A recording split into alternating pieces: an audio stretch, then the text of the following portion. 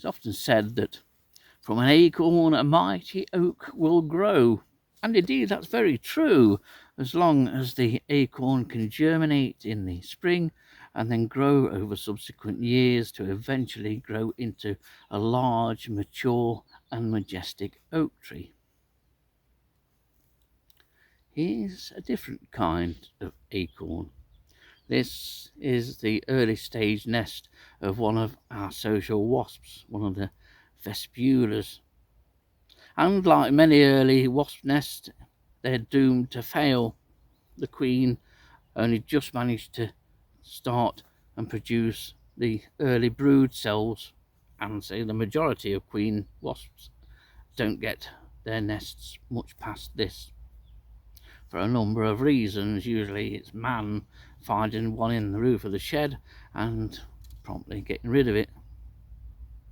But if left, this little nest can become the equivalent, the Hymenopteran equivalent of the mighty oak. And that's what I've been filming since July, when Nick and Samantha Brownlee put me onto an early stage hornet nest that was a lot bigger than the little nest we've just seen. And to say it's a little bit bigger now would be an understatement, but it is starting to come to the end, or the latter stages of its life. It's a real metropolis, a fantastic piece of construction. And as I sit here now, just 15 feet away from the nest, there are many workers coming in and out, still actively collecting food for the developing brood. Whether the founding queen is still alive is probably doubtful, but the colony seems active. And I came here a couple of days ago and filmed it again to check on the progress. And so what you're going to see over the next few minutes or so is the results of that visit. And it is an absolute pleasure. I never thought that I would get to the chance to film an open hornet nest. This one is completely exposed in the south face of a tree, and hopefully we can see it right through to the demise of the colony. It's been a real privilege, and I know that I'll never get this opportunity to film it and to document the progress of this nest ever again. I can't see it ever. So if you like your hornets and you like your wasps and your Hymenoptera, you may enjoy the next 5 or 6 minutes or so.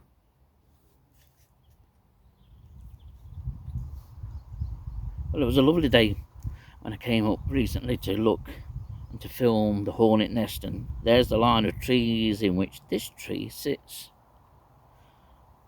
The tree is a red oak, and it has an open cavity on its southern side, which you can see there to the right of the trunk, and there's the cavity, and there's the hornets coming to and from the nest. Pay attention to the liquid that's running out from the nest. But just crawling up the trunk, you may be able to see something, just walking up the trunk, and then it stops and settles down, and it's a harvestman, and I can tell you what it is. It's Dicranopalpus ramosus. I know it's not Dicranopalpus caudatus because it's too large, and I don't know where it went. I think it got hassled by the hornets because it's not in this particular shot here. But here you can see the bottom of the nest. There's been a little bit of extension work at the bottom, and that's how it was in July, the middle of July. It's oh so different now. There we are at the very end of July, when it was starting to become the metropolis that it is. And then when I last visited earlier in September, we were at that stage.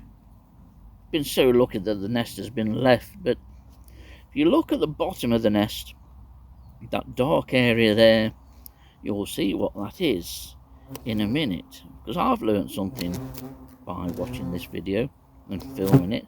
But you can see one hornet there acting as a guard, all the hornets coming in and out.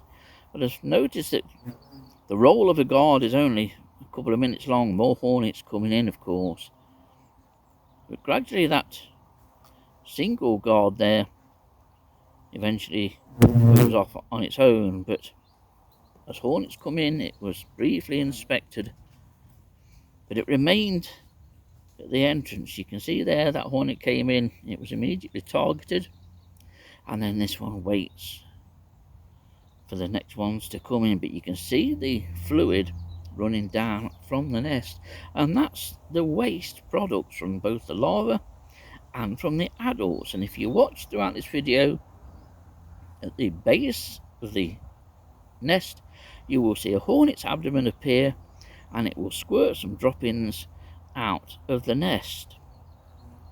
They actually come down the nest to excrete the droppings, but you can see that's one guard there, another one that looks a little bit lethargic. This one tries to give him a nudge and then promptly goes to check that one that's just come in, but eventually that guard does fly off. But the toiletry arrangements, it amazed me. I didn't realise they did it, but you should see it several times throughout the course of this video. You'll also notice that the hornets don't land on that flowing material. They always land on the left side of the entrance as we look at it now, and occasionally on the right side, but occasionally further up the nest, and then they walk down and up and into the nest. There's an abdomen just appeared, it squirted the waste product and now goes back up into the nest. These really are astounding insects, they really are. But while I was here, a lot of activity, but mainly just going straight out and coming straight in. Thankfully they didn't really hassle the camera at all and promptly got used to it. And there you can see this most magnificent structure. It really is something to behold, but you can't behold it too closely, otherwise they will attack. I have to say again and reiterate, give these the space they deserve and give them the utmost of respect and you'll have no problem with them. But what a remarkable nest.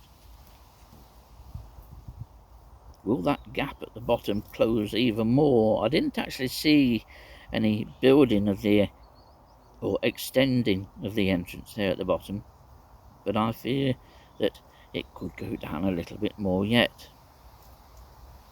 But the whole of that dark area is just liquid, it's just droppings.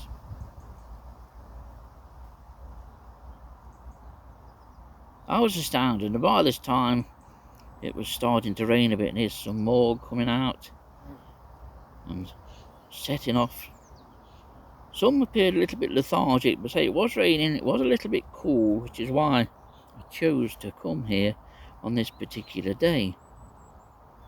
It helps if they're a little bit subdued, but there's one worker coming in down the trunk and down the front of the nest and up and into the nest. More workers coming in. They flew directly in and generally flew straight out to their favoured hunting area.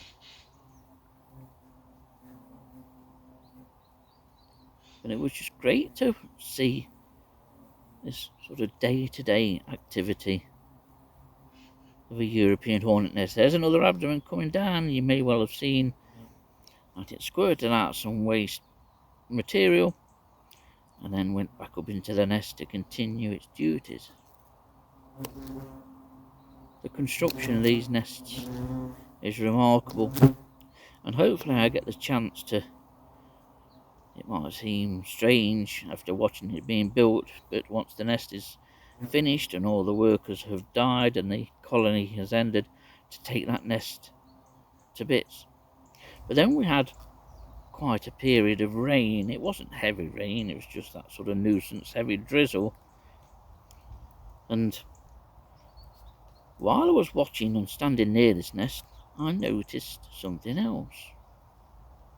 The hornets have neighbours. Some 20 feet or so away from the hornet nest is this nest of one of our social wasps, either Vespulia germanica or Vespula vulgaris. And you can see that the nest is under there somewhere, and workers are coming in two sides of that pile of brash there and pine needles. But it was quite an active nest. And say, only a few feet from this, little yellow faces coming out of the bottom of the nest. I'm really going to miss this next year, because I've loved seeing this nest go from a quarter of the size that it is now. I hope that it gets left, nobody mucks around with it, decides to poke it with a stick. Hope they can run fast, because there would be more than one hornet chasing after them. The rain stopped and the sun came out, and the hornets continued with their daily activities. But we'll be back